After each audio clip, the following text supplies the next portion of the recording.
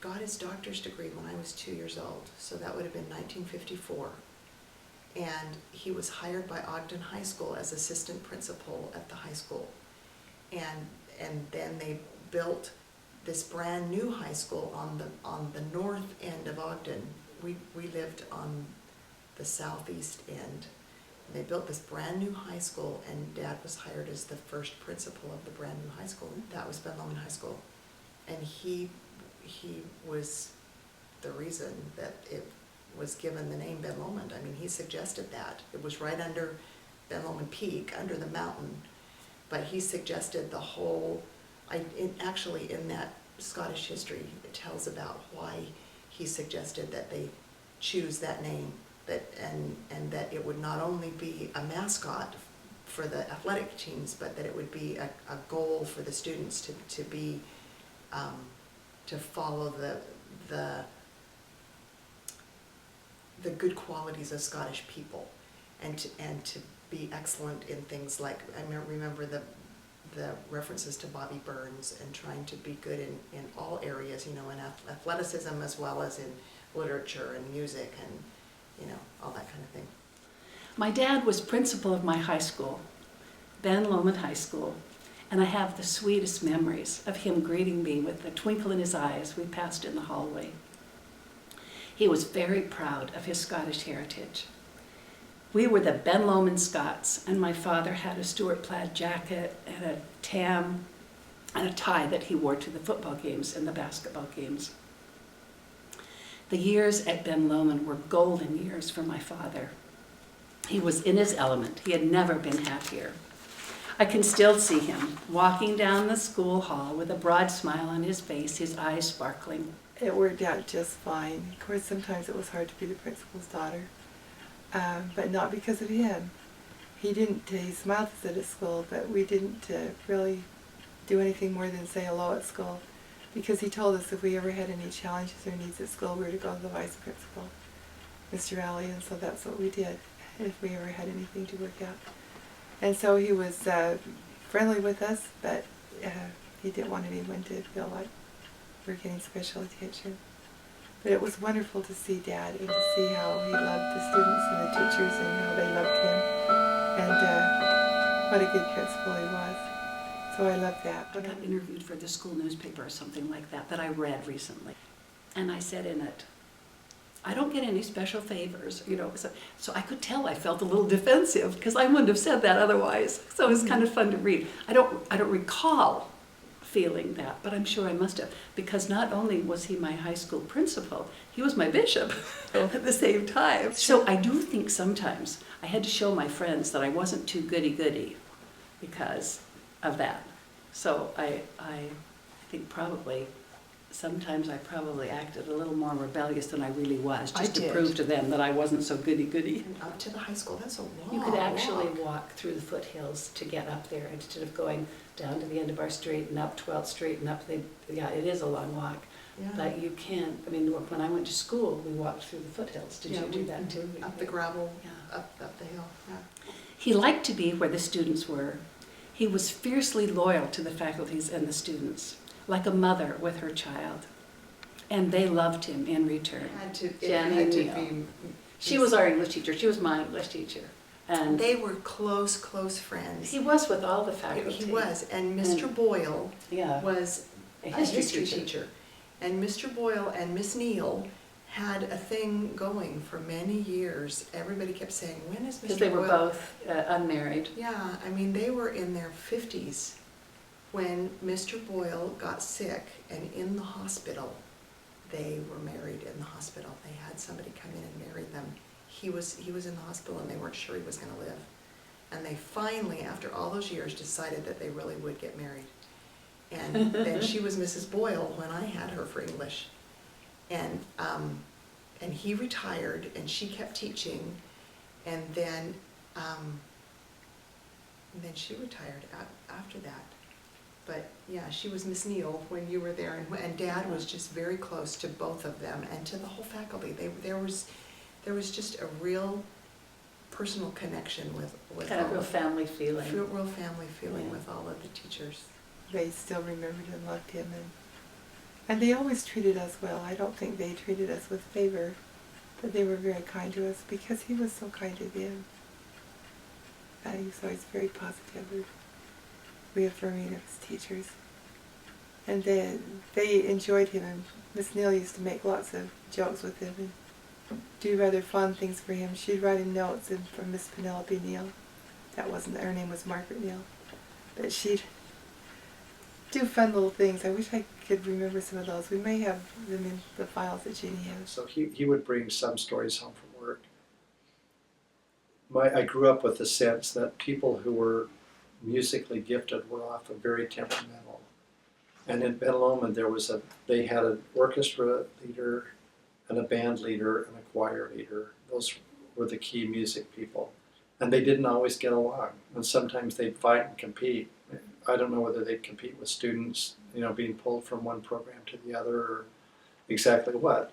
But sometimes these faculty members would find themselves in his office, in the principal's office, and he would listen to both of them and hear them out and somehow be able to settle the disputes in a way that they were able to continue to get along. So he was very much a peacemaker and a repairer of the breach, if you will. Mother said that his church meetings and his school faculty meetings often ran longer than scheduled because he felt it very important for each person to have a chance to express himself. I remember when he was at the board office hiring teachers, prospective teachers, he would express disappointment because he'd come home and he'd say, "Oh, I wish I could hire all of them." So he left, be assistant superintendent, the year before I started. He left in the spring, I started Ben Lomond in the fall, and I always regret that I wasn't there when he was principal. So Marianne and Marsley saw him in that role. But people 2 years older than I and a year older than I still talked about him. And they talked about him for years and years and years. When he went to the board office, the faculty, and I'm sure Jenny Neal, who was the English teacher, I'm sure she wrote this. Yeah. But it's called Ben Lomond, an Abacadarian company. She's got "You Leave 'em, We Learn 'em." It is dated the 24th of February, 1961. Ogden City School District, Ogden, Utah. Dear Sirs, we are sending you under separate cover our executive model as requested. Since this is the first release of our new model based on 8 years experimentation, we feel we should include special instructions for operation. This model, named the McAllister, because it comes equipped with a Stuart plaid tie, performs best under gregarious conditions. It prefers working space easily accessible to people, so it can hear their problems and help them. If too confined, it may wander into corridors, classrooms, and auditoriums offering assistance. It manufactures its own supply of energy, which has proved unlimitless and has a low maintenance cost consisting of an occasional federal lunch. Do not attempt to over-lubricate it, or it turns red and makes shuffling noises. An occasional pat on the back is sufficient. A simple request will entice it to give a speech. Unlike executive models from other companies, however, these speeches are always short and to the point. We feel this is an innovation in our model. Our model runs smoothly because of its hidden controls. Do not be deceived by silent operation. We guarantee it is 4 times as effective as any other competitive product. It moves cautiously until it gains its full momentum. At this point, stand back. Although no danger of explosion exists, some burning can occur. Its ingenious mechanism controls irate mothers, bewildered counselors, hysterical teachers, woebegone children, and biting dogs with an effectiveness never yet equaled. Because this is our first model, we have become attached to it and we are loath to part with it. Still, we understand your great need for it. Since we are humanitarians, we agree to share this model with you. In perfect honesty, however, we must warn you. If you so much as harm a hair on its head, we will arrive en masse and tear you into little shreds and throw you out of the 4th-story window. Sincerely yours, the faculty. The year that I was a senior at Ben Lomond High, this was our yearbook. And it was exactly 10 years to the year that Dad had started the school. And so for my 10th yearbook, they dedicated it to Dad. And if you open it up,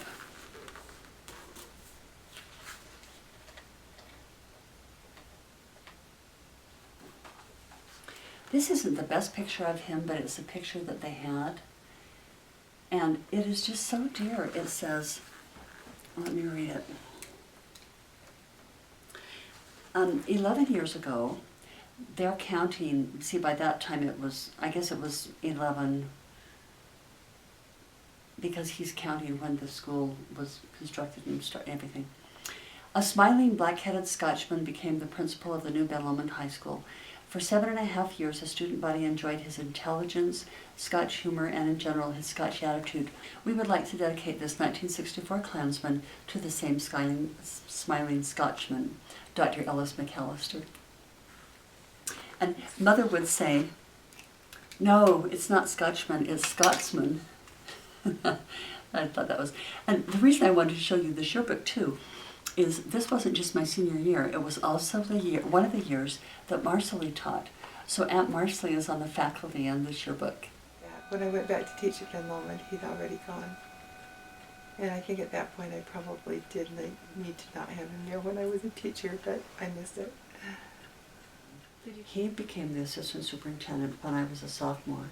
One of our friends, Brenda Gannell, who was a year older than I, and the class of 1963, which was the last class that Dad was principal, they were sophomores. They said, we want to do something of our 50th anniversary, and their 50-year anniversary is this summer. They said, we want to put up all the principals on a wall, and so she was calling to get a picture of Dad. And they still talk about him and they still remember him, even though they were sophomores. One of the classes had his portrait done, and that's hanging in Ben Lomond. And you know, they named the library after him. One class named the football field after him. I mean, people just loved him. And then some of these same people were in his ward and he was their bishop. And so he was just such a loving, wonderful man. In humility and with a deep sense of gratitude, I express my appreciation to you for the honor that you have bestowed upon me in naming the Ben Lomond Athletic Field the McAllister Field.